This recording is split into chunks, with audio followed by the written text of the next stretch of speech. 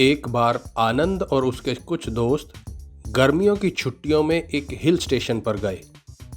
अगले दिन जब वो अपने होटल के गार्डन में बैठे वहाँ की प्रकृति का नज़ारा ले रहे थे तो उन्होंने देखा कि थोड़ी दूरी पर एक दूसरी हिल के नीचे बहुत सारे लोग इकट्ठा थे।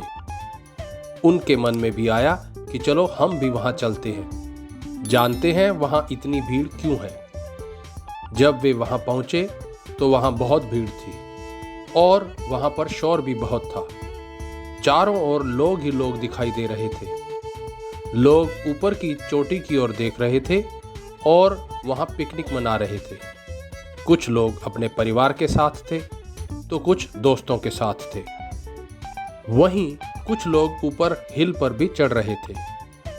उन्होंने वहाँ किसी से पूछा कि यहाँ इतनी भीड़ क्यों है, तो जवाब मिला कि यह चोटी एकदम बीच में है और ऊपर चोटी पर पहुंचकर वहां से चारों ओर का नज़ारा बहुत ही खूबसूरत देखने को मिलता है।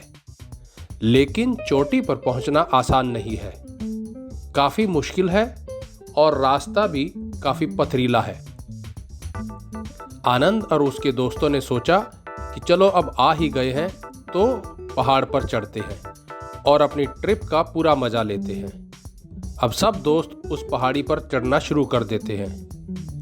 वो कुछ ऊपर गए तो वहाँ एक छोटी नदी बह रही थी और नज़ारा भी बहुत खूबसूरत था। वहाँ भी कुछ लोग पिकनिक मना रहे थे, किंतु वहाँ भीड़ कम थी। अब कुछ दोस्त बोले कि हम भी यहीं रुक जाते हैं, यहाँ की खूबसूरती कुछ अलग है।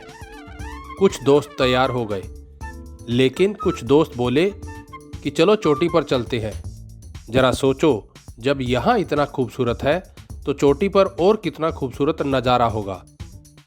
कुछ दोस्त रुक गए, किंतु आनंद और उसके कुछ दोस्त आगे बढ़ गए। वो बातें करते ऊपर चढ़ रहे थे।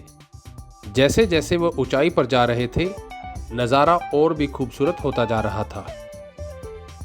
कुछ और ऊपर पहुँचे तो वहाँ पर एक और पिकनिक स्पॉट था और पास ही से झरना भी बह रहा था। यहाँ पर लोग और भी कम थे। अब वो लोग थक भी गए थे तो दोस्तों ने सोचा कि चलो अब और नहीं चढ़ते, यहीं रुक जाते हैं, यहाँ की खूबसूरती को एंजॉय करते हैं। वैसे भी समय भी हो गया है और कुछ देर बाद उन्हें नीचे उतरना शुरू करना होगा। अगर वो चोटी पर जाएंगे तो वो लेट हो जाएंगे और रात भी हो सकती है। तो आनंद के दोस्त वहीं रुक गए, किंतु आनंद ने कहा जब वो इतनी ऊंचाई पर आ गए हैं तो वो चोटी पर जाकर ही रुकेंगे। उसके दोस्तों ने आनंद को रोकने की कोशिश की, किंतु आनंद नहीं माना और वो अकेला ही आगे बढ़ गया। कुछ और चढ़ने के बाद आनंद उस पहाड़ी की चोटी पर खड़ा था। जब उसने चोटी से चारों ओर नज़र घुमाई तो सचमुच नज़ारा कुछ और ही था।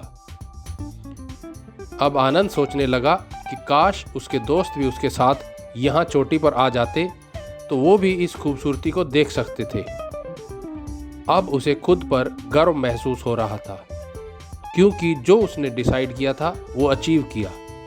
अच्छा किया जो वो रास्ते में नहीं रुका, बल्कि चोटी पर पहुंचकर ही रुका। दोस्तों, ठीक ऐसे ही हमारी असल ज़िंदगी में होता है। अगर आपको लगता है कि कंपटीशन बहुत है और आपके आसपास के लोग भी आपसे यही कह रहे हैं, तो ये सब ठीक उस भीड़ की तरह है जो पहाड़ी के नीचे बैठे पिकनिक मना रहे थे, किंतु देख ऊपर रहे थे। ये स्वयं ऊपर तो नहीं जाते, किंतु आपको ऐसा ज्ञान देते हैं जैसे ये खुद उस चोटी से नीचे आए हैं। ये ऐसे बात करते हैं जैसे इन्हें सब कुछ पता है। और हाँ, ये आपको डीमोटिवेट जरूर करते हैं ताकि आप भी अपने मन चाहे गोल से भटक जाओ या उस ओर आगे न बढ़कर उसी भीड़ का हिस्सा बन जाओ। किंतु जैसे जैसे आप अपने लक्ष्य की ओर बढ़ते हैं, आपका कंपटीशन कम होता जाता है। कुछ ऊपर जाने के बाद आपको लोग रुके हुए मिलेंगे और वो आपको भी रुकने के लिए कहेंगे, क्योंकि वो वहाँ पर पहुँचकर खुश हैं और आगे नहीं बढ़ना चाहते। कुछ और सफलता की ऊंचाई पर पहुँचने के बाद आपका कंपटीशन और कम हो जाता है और यहाँ पहुँचकर हो सकता है आपके अपने लोग ही आपसे कहने लगेंगे कि बस करो अब, और कितना भागदौड़ करोगे। जो मिल गया है वो अपने आप में बहुत है। सारी जिंदगी भागते रहोगे क्या? किंतु यह आपको डिसाइड करना है कि आप उन दोस्तों की तरह रुक जाते हो या आनंद की तरह जो एक बार लक्ष्य निश्चित किया कर लिया वहीं पहुंचकर रुकते हो। हाँ, एक बात जरूर तय है कि जब आप अपनी सफलता की ओर कदम बढ़ाना शुरू करोगे तो आपको आपके आसपास से ही बहुत लोग अपने मन मुताबिक बिना मांगे राय जरूर देंगे। तय आपको करना है कि आपको क्या चाहिए।